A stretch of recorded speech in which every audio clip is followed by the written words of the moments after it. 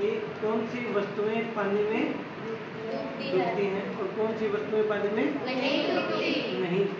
जो नहीं डूबेंगी वो क्या करेंगी? हैं? वो तो तैरेंगी। क्या करेंगी? तैरेंगी।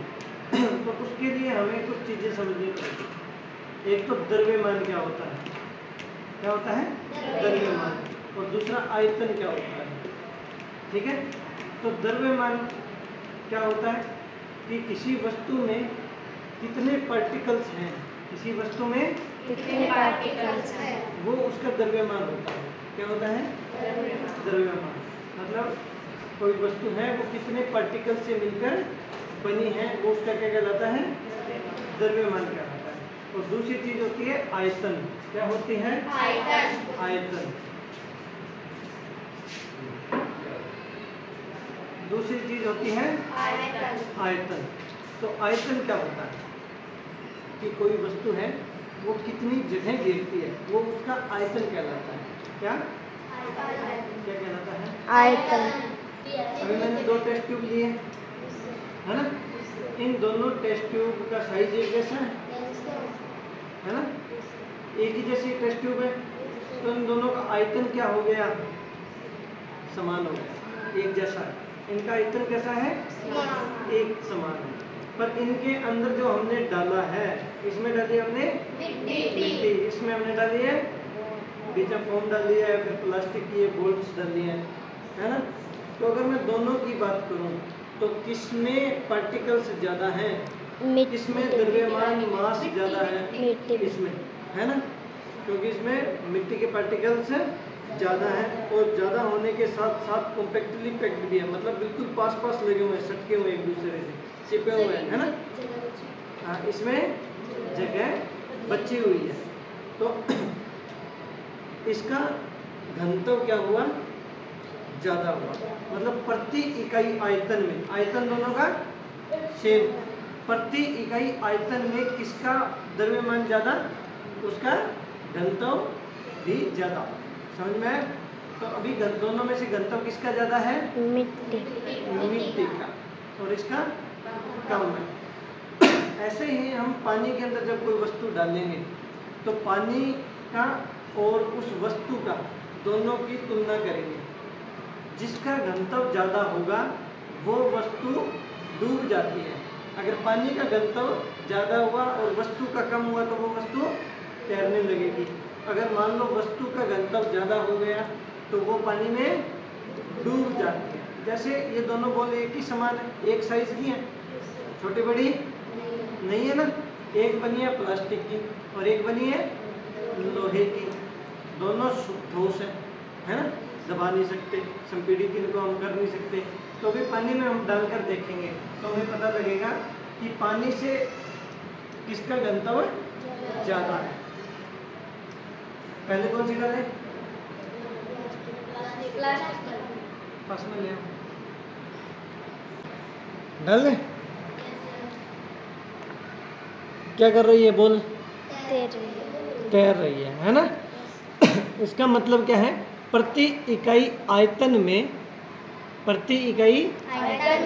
पानी के पार्टिकल्स ज्यादा हैं और प्लास्टिक के कम है। तो प्लास्टिक का घनत्व क्या हुआ? प्लास्टिक बॉल का घनत्व कम हुआ तो ये तैर रहा है। और ये भी क्या है? लोहे की बनी हुई, आयरन की बनी हुई है। डूब गया ना। इसे हम कहते हैं घनत्व। क्या कहते हैं? घनत्व। हाँ, घनत्व की परिभाषा क्या होती है? प्रति इकाई आयतन में द्रव्यमान। क्या? प्रति इकाई द्रव्यमान। हाँ। फिर मैंने ये 2 बॉल फिर से लिए।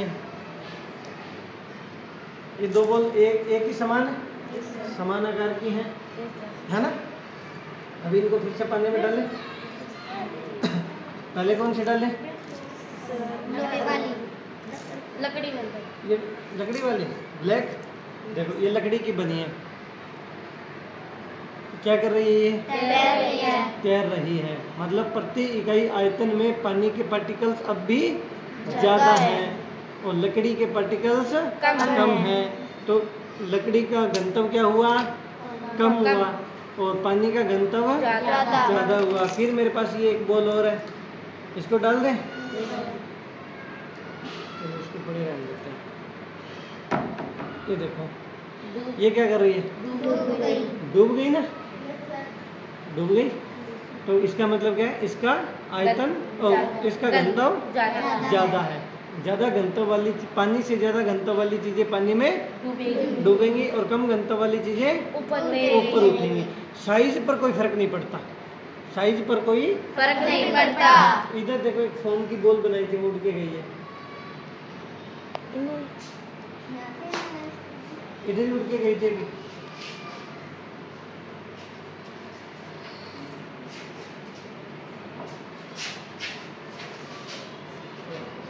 साइज में कोई फर्क है?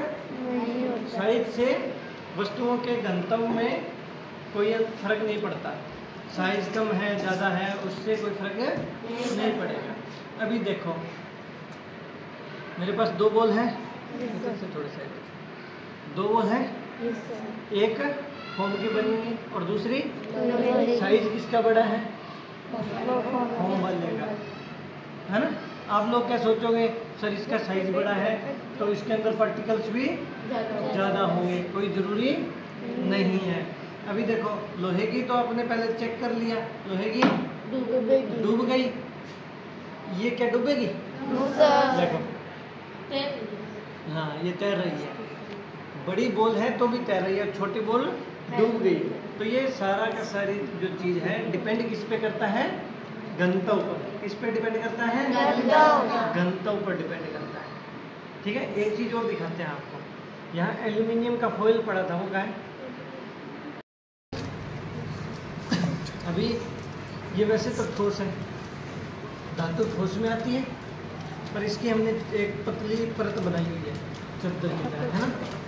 क्या ये डूबेगा, तैर जाएगा? तैर जाएगा पक्का? अरे आप लोगों को तो पता है, ये तो तैर गया। क्या ये डूब भी सकता है? है या नहीं डूब सकता?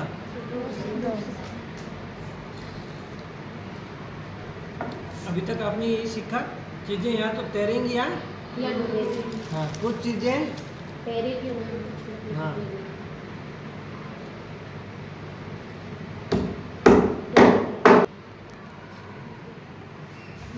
डूब गई मैंने सही कहा था। अब क्या हो गया इसको? कोई बदलाव थोड़ी हुआ। मैंने क्या किया? मैंने तो इसकी शेप बदली है। मैंने कुछ किया? मैंने इसके गुण धर्म बदले, सिर्फ मैंने इसकी आकृति बदल दी, शेप बदल दिया ना। पहले ये चादर की तरह था, अभी मैंने इसकी जैसे ये बॉल थी वैसे मैंने इसकी बॉल बनाई। होता क्या है, जो धातुएं होती हैं, क्या हाँ, उनका घनत्व पानी से ज़्यादा होता है, वो पानी में डूबेंगे। पर ये तैर क्यों रहा था? एक तो ये पतली चादर बनी हुई थी और ये पानी के ऊपर फैल गया, और पानी की सतह के ऊपर एक टेंशन होती है, पृष्ठ तनाव बोलते हैं उसे। क्या बोलते हैं? हाँ, वो पृष्ठ तनाव इसे डूबने नहीं देता। पर जब हम इसका आकार छोटा कर देते हैं, आकार छोटा कर दिया, तो घनत्व तो इसका ज़्यादा था। तो इसने क्या किया, उस पृष्ठ तनाव को तोड़ते हुए कहाँ चला गया? पानी में चला गया और डूब गया। देखो, है ना मज़ेदार चीज़। मतलब जब वो चादर की तरह था तो तैरेगा, जब आपने उसका आकार छोटा कर दिया तो वो डूब जाएगा। और ये हमारी फोम की बॉल है, साइज में बड़ी है तो भी तैर रही है, और साइज में छोटी वाली चीज़ें देखो छोटी है इससे काफ़ी तो भी डूब रही है। समझ में आया? तीन चीज़ें आपने समझी, द्रव्यमान समझा, आयतन समझा और घनत्व समझा। ठीक है।